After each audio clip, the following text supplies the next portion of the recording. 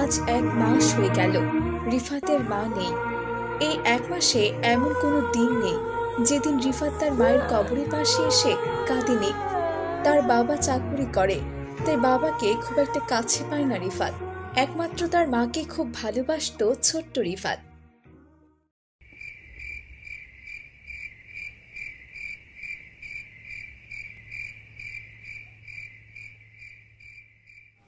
বাবা রিফাত, এসব কি বাবা? কোথায় কি বাবা? ঘর বাড়ির এ অবস্থা কেন? কি করো সারাদিন ঘরে বসে তুমি? কিছু করি না বাবা। সারাদিন ঘরে শুয়ে বসে থাকো, স্কুলেও যাও না। আমি একা হাতে আর কত দিক গোছাবো বলো? আমারও তো একটা প্রাণ আছে নাকি? পারবো না, আমি কিচ্ছু করতে পারবো না। আমার মাকে এনে দাও, মা সব ঠিক করে দেবে। আমার মাকে এনে দাও। অবুঝের মতো করে না বাবা, তুই তো বড় হয়েছিস, সব বুঝিস। আমার মাকে এনে দাও বাবা। আমার মা, মা, মা গো, মা। সে আর আসবে না রে বাবা, সে আর আসবে না। তোর মা তোকে রেখে গেছে আমার জন্য, আর আমাকে তোর জন্য। পরদিন সকালবেলা রিফাতের বাবা অফিসে যায়। কি ব্যাপার হাবিব সাহেব, এত মনমরা লাগছে কেন? আর বলবেন না রহমান সাহেব, আপনার ভাবি চলে যাওয়ার পর ছেলেটাকে নিয়ে আর পারছি না। অফিস সামলানো, ঘর সামলানো খুবই কঠিন হয়ে যাচ্ছে। বলছিলাম কি, এত কষ্ট না করে আরেকটা বিয়ে করুন। ছেলেও মা পাবে, আর আপনিও কিছুটা রিল্যাক্স হবেন। কি যে বলেন না, চারদিকের যা অবস্থা, তাতে বাইরের কেউ এসে অন্যের বাচ্চাকে নিজের বাচ্চার মতো দেখবে? কি যে বলেন! আরে দেখবে দেখবে, জাতের মেয়ে হলে অবশ্যই দেখবে। রহমান সাহেব, কোথায় পাবো সেই জাতের মেয়ে বলুন? যদি অভয় দেন, আমার কাছে একজনের খোঁজ আছে, তার সাথে যোগাযোগ করে দেখতে পারি। ঠিক আছে, আমি আরো একটু ভাবনা চিন্তা করে দেখি কি করা যায়। হ্যাঁ হ্যাঁ, নিশ্চয়ই।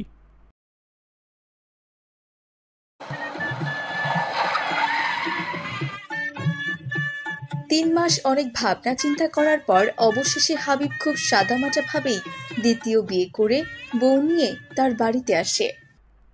বাবা, উনি কে? বাবা রিফাত, উনি তোর মা। মা? না বাবা না, উনি কিছুতেই আমার মা হতে পারে না। তুমি আর কেঁদো না বাবা, আজ থেকে আমি তোমার মা। খবরদার আমার কাছে আসবে না। রিফাত, এমন করে না বাবা, তুমি তো বুঝদার ছেলে। চলো আমরা পাশের রুমে যাই, বাবা মা খুব ক্লান্ত। না, আমি এই ঘরেই থাকবো।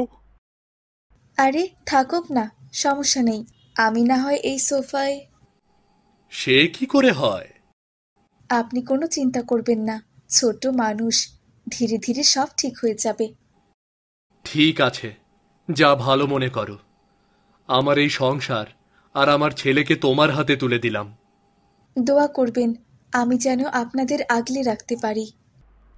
যাক, সমস্যা সমাধান। আমি তাহলে আজ চলি, কি বলেন হাবিব সাহেব? সে কি, কেন? আজ থেকে যান, সারাদিন অনেক কষ্ট করলেন। আরে না না, আজ চলি, কাল অফিসে দেখা হচ্ছে। আল্লাহ হাফেজ।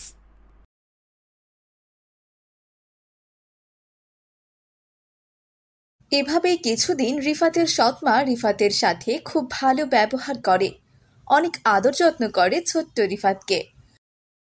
কিন্তু হঠাৎই তার সৎমায়ের মনে হয় এত আদর যত্ন অন্যের বাচ্চাকে না করে সে তার নিজের বাচ্চাকে অনেক আদর যত্ন করবে। তাই এখন রিফাতকে তার সৎমা দুই চোখে দেখতেই পারে না। কে রে নবাবজাদা, সারাদিন টোটো করে ঘুরে বেড়ালে চলবে? হ্যাঁ, এই নে জামা কাপড়গুলো কেচে দে।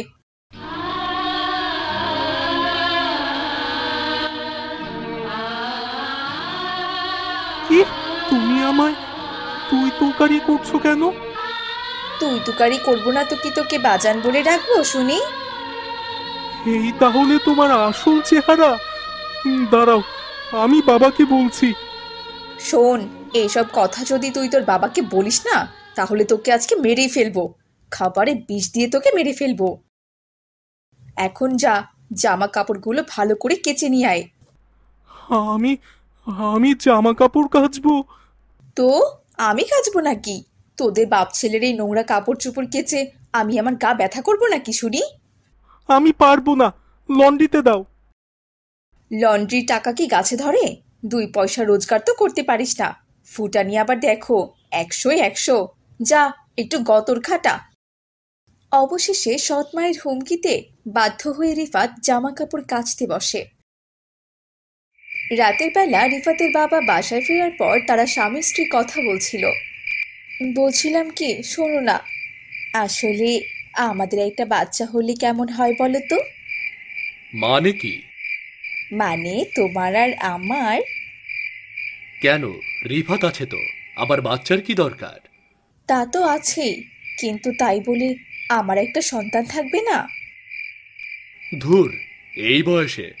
আর কিছুদিন পর ছেলে আমার কলেজে উঠে যাবে, আর আমি এখন বাচ্চা কোলে নিয়ে ঘুরবো? তুমি আসলে একটা স্বার্থপর। তোমার না হয় স্বাদ আহ্লাদ বলতে কিছু নেই, তাই বলে আমারও কি নিজের একটা সন্তানের স্বাদ হতে পারে না? রিফাতকে নিজের বাচ্চা ভাবো, তাতেই হবে। এখন ঘুমাও।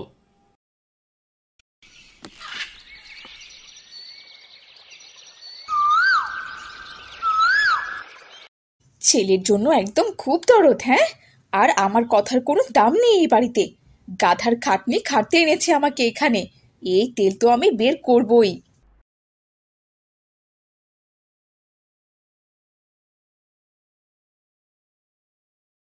নতুন মা, আমার নাস্তা কই? ওরে আমার নবাবজাদা, নাস্তা করবি তুই? টেবিলে পান্তা ভাত আর ডিম ভাজি আছে, চুপচাপ গিলে এখান থেকে চলে যা। কেন রুটি নেই?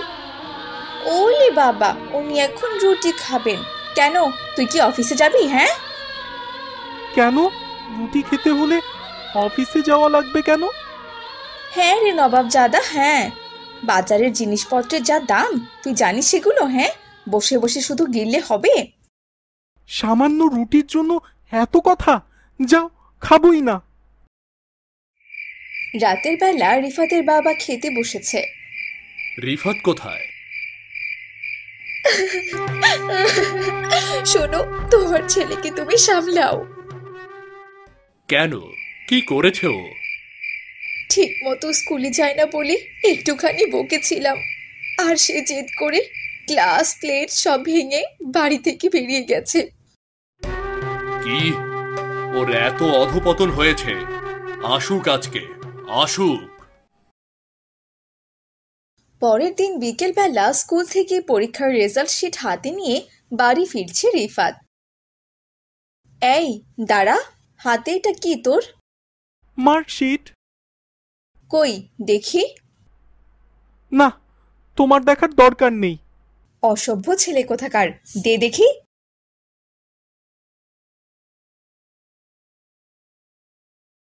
হায় হায় হায় হায়, এই তোর পড়াশোনার নমুনা? আসুক তোর বাপ। টাকা কি মগের মূল্য থেকে আসে নাকি? হ্যাঁ, তাতে তোমার কি? আবার আবার মুখে মুখে তর্ক করা? হ্যাঁ, দাঁড়া, তোর প্রাইভেট আর কোচিং এ কারি কারি টাকা ঢালা আমি বের করছি। আজ রিফাতের বাবা অফিস থেকে তাড়াতাড়ি চলে এসেছে। কি হয়েছে? এত চিল্লাচিল্লি কিসের? এ কি, তুমি এই অসময়ে এসেছো? ভালোই হয়েছে। এই দেখো, তোমার নবাবজাদার রেজাল্ট দেখো। কার জন্য এত কষ্ট করো তুমি? দেখো।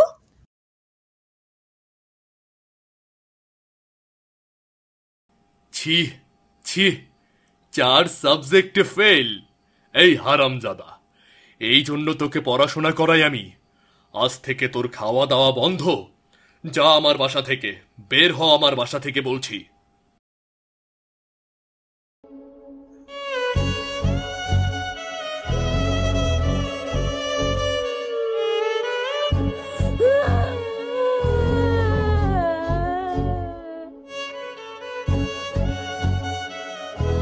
মা, মাগো, আজ তুমি নেই বলে বাবাও আমায় এত কথা শোনালো। কেন আমায় একা রেখে চলে গেলে মা? মা, আমিও আর এই পৃথিবীতে থাকবো না মা। আমি আসছি, আমি তোমার কাছে আসছি মা, আমি আসছি। এরপর সে আত্মহত্যা করার উদ্দেশ্যে বাগানের একটা গাছের সাথে রশি বাঁধা শেষ করেছে, কেবল ঝুলে পড়াটাই বাকি আছে। সৌভাগ্যবশত ঠিক সেখান দিয়েই মসজিদের দিকে যাচ্ছেন ইমাম সাহেব। ইন্নানিল্লাহ, হে আল্লাহ, কার মায়ের সন্তানই অঘটন ঘটাতে যাচ্ছে? না বাবা, না, এই কাজ করো না বাবা, এত বড় পাপ করো না, শিগগির রশি খোলো। ইমাম সাহেব, আপনি এখানে কেন? আপনি চলে যান এখান থেকে।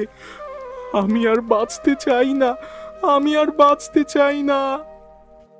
ইমাম সাহেবের আপ্রাণ চেষ্টায় শেষ পর্যন্ত রিফাত নেমে আসে। এরপর তাকে নিয়ে মসজিদে যায় ইমাম সাহেব। কি এমন হয়েছে বাবা, যার জন্য এইটুকু বয়সে নিজের প্রাণ নিতে হবে?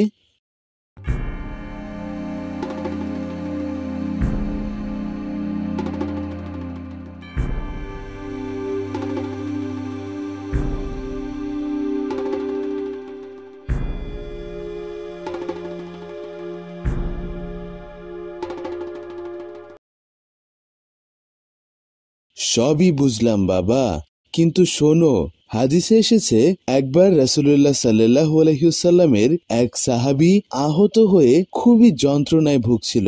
এক পর্যায়ে কষ্ট সহ্য করতে না পেরে তিনি আত্মহত্যা করেছিলেন। এরপর কি হয়েছে জানো? কি হয়েছে ইমাম সাহেব? আমাদের রাসূলুল্লাহ সাল্লাল্লাহু আলাইহি ওয়াসাল্লাম ওই সাহাবীর জানাজার নামাজ পড়াননি। তিনি আরো বলেছেন, আত্মহত্যাকারী জাহান্নামে যাবে। সত্যি? হ্যাঁ বাবা, মৃত্যু সহজ, কিন্তু মৃত্যুর পরবর্তী জীবন আরো কঠিন। তুমি কি জেনে বুঝে জাহান্নামী হতে চাও? আমি এখন কি করব? আপনি আমায় রাস্তা বলে দিন ইমাম সাহেব। শোনো বাবা, তোমার মায়ের মৃত্যুটাকে সহজভাবে গ্রহণ করো। দুনিয়ার সবাইকে একদিন না একদিন মৃত্যুর স্বাদ গ্রহণ করতেই হবে। তুমি, আমি, আমরা সবাই। তোমাকেও সহনশীল হতে হবে, পরিবারের সবার সাথে তাল মেলাতে হবে। আর চলো, আমি তোমার বাবা মায়ের সাথে কথা বলবো। হাবিব, ভাই আমার, সন্তান হলো আল্লাহর আমানত, তার প্রতি জুলুম করবেন না। আজ আমি ঠিক সময় না পৌঁছালে কি হয়ে যেত বুঝতে পারছেন? আমার ভুল হয়ে গেছে ইমাম সাহেব, আমার ভুল হয়ে গেছে। ইমাম সাহেব, আমি খুবই লজ্জিত। আমি ওর সৎ মা, আর সৎ মায়ের মতোই আচরণ করেছি, কিন্তু কখনোই আমি ওর মৃত্যু কামনা করিনি। বিশ্বাস করুন, কখনোই কামনা করিনি। আজ আমি তওবা করছি, আর কোনো দিন ওকে মায়ের অভাব বুঝতে দেব না, আর কোনো কষ্ট দেব না। আলহামদুলিল্লাহ, আল্লাহ আপনাদের সহায় হন।